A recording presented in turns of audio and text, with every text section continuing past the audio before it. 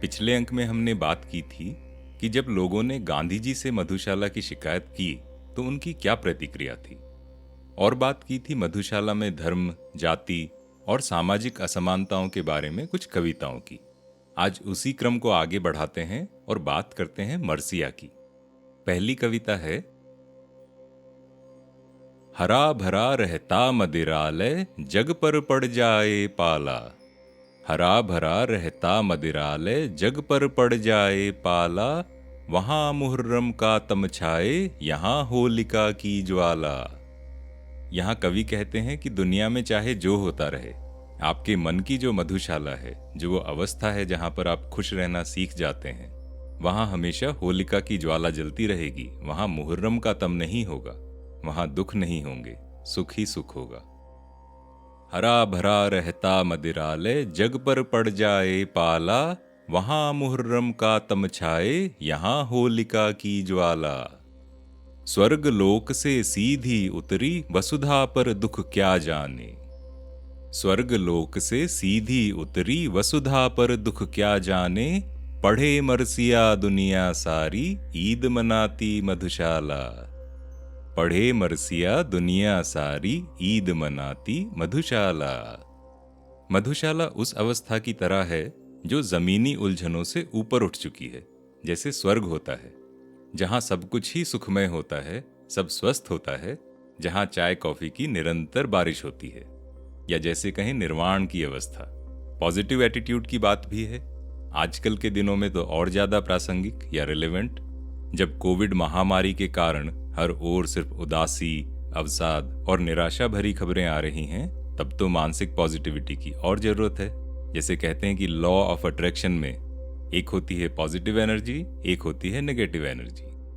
अब वो निर्णय हमें लेना है कि हम क्या लेना चाहते हैं, कोविड नेगेटिव, एटीट्यूड पॉजिटिव। यहां एक शब्द है मरसिया। पढ़े मरसिया दुनिया सारी, ईद मनाती मधुशाला। मरसिया क्या होता है? मरसिया एक तरह की शोक कविता है। इंग्लिश में कहें तो एलजी। मरसिया को मुहर्रम के अवसर पर पढ़ा जाता है, और इसके इतिहास की थोड़ी सी बात करें तो करबला की लड़ाई के शहीदों के सम्मान में और उन्हें याद करने के लिए मरसिया पढ़ा जाता है। मरसिया एक अरेबिक शब्द मर्थिया से आया है, जिसका अर्थ होता है एक ग्रेट ट्रेजेडी या किसी की मृत्यु पर गहरा शोक। मर्थिया थोड़ा संस्कृत हिंदी के मृत्यु शब्द से भी मिलता जुलता है। कहते हैं कि करबला की लड़ाई में हुसैन इब्न अली और उनके परिवार को मौत के घाट उतार दिया गया था, और तभी से उनकी मृत्यु का शोक एक रैलिंग वॉर क्राई जैसा बन गया था, जो युद्ध की घोषणा होती है, और उसी घटना को अब मुहर्रम के रूप में याद किया जाता है। मुहर्रम वो इस्लामिक कैलेंडर का पहला महीना भी होता है, और हुसैन इब्न अली की शहादत मुहर्रम के 10वें दिन हुई थी। मरसिया के बारे में कहा जाता है कि इसका अर्थ ना भी समझ आए तो इसकी लय सुन के ही माहौल में एक उदासी सी छा जाती है। बच्चन जी ने भी एक कविता लिखी है जो मरसिया की लय और धुन पर है। कविता का शीर्षक है सूत की माला, जो कि उन्होंने गांधी की हत्या के तुरंत बाद लिखी थी। और गांधी जी का किस्सा हमने पिछले अंक में सुनाया था कि उनकी मधुशाला पर क्या प्रतिक्रिया हुई थी, वो अवश्य सुनिएगा। अगली कविता पर चलते हैं। और रसों में स्वाद तभी तक, और रसों में स्वाद तभी तक, दूर जभी तक है हाला। यहां कवि कहते हैं कि कई बातों में स्वाद तभी तक आता है जब वो दूर होती हैं। कहते हैं ना, दूर के ढोल सुहावने। जब चीजें पास आ जाती हैं तो उनकी वैल्यू या उनका मूल्य वो कम हो जाता है, या कई बार खत्म ही हो जाता है।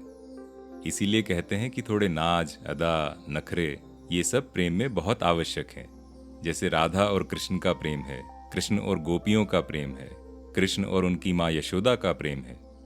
वहाँ शिकायत भी है, गुस्सा भी है, सब कुछ एक बार में नहीं मिल जाता। वहाँ बंधन में मुक्ति है और मुक्ति में बंधन है। इस बारे में एक बहुत सुंदर सी कविता है धर्मवीर भारती की लिखी हुई, कनुप्रिया, उसको अवश्य पढ़ें। और रसों में स्वाद तभी तक, दूर जभी तक है हाला। इतरा लें सब पात्र न जब तक, आगे आता है प्याला। इतरा लें सब पात्र न जब तक, आगे आता है प्याला। कर लें पूजा शेख पुजारी तब तक मस्जिद मंदिर में। कर लें पूजा शेख पुजारी तब तक मंदिर मस्जिद में, घूंघट का पट खोल न जब तक झांक रही है मधुशाला। घूंघट का पट खोल न जब तक झांक रही है मधुशाला। फिर से अलंकार से अलंकृत एक संगीतमय सी पंक्ति है यहाँ। घूंघट का पट खोल न जब तक झांक रही है मधुशाला। भावार्थ, कवि कहते हैं कि मंदिर मस्जिद में पूजा वूजा जो करनी है कर लें, लेकिन मंजिल तो एक मधुशाला ही है, यानी मन की शांति। और असली सुख तभी होगा जब उसके घूंघट के पट खुल जाएंगे। और दूसरी बात, इतराना या भेदभाव वो तभी तक हैं जब तक आपको एक मधुशाला जैसा मुकाम ना मिल जाए। इसी बात को दूसरे दृष्टिकोण से देखें तो जैसा हमने पहले कहा कि कई दफा चीजें तब तक अच्छी लगती हैं जब तक वो मिल ना जाए। एक बार मिल गई तो रस खत्म, वैल्यू खत्म, और रसों में स्वाद तभी तक, दूर जभी तक है हाला।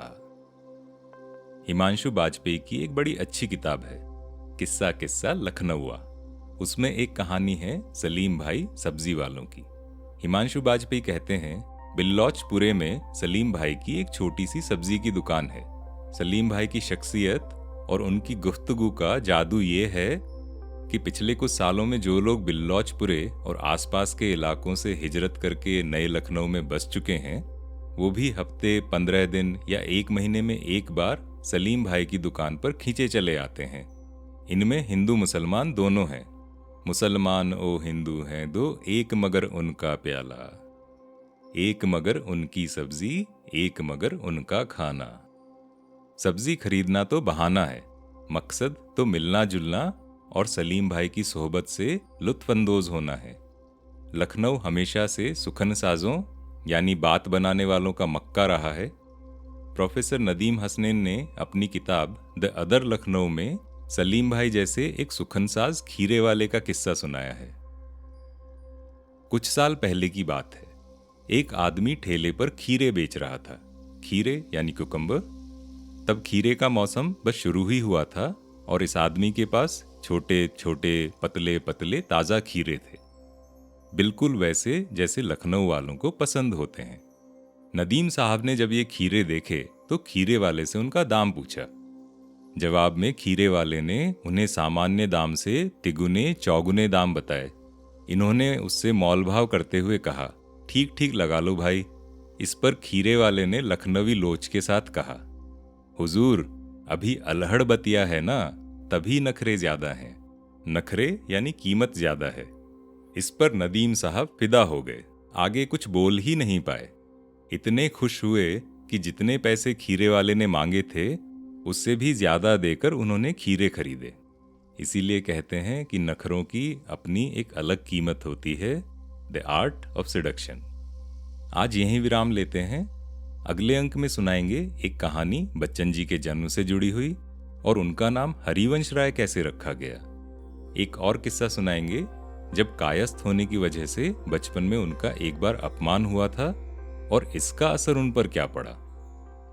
मैं हूं अरिसुदन और ये पॉडकास्ट है मधुशाला की कहानियों की, मधुशाला से जुड़े बच्चन जी के अनुभवों की।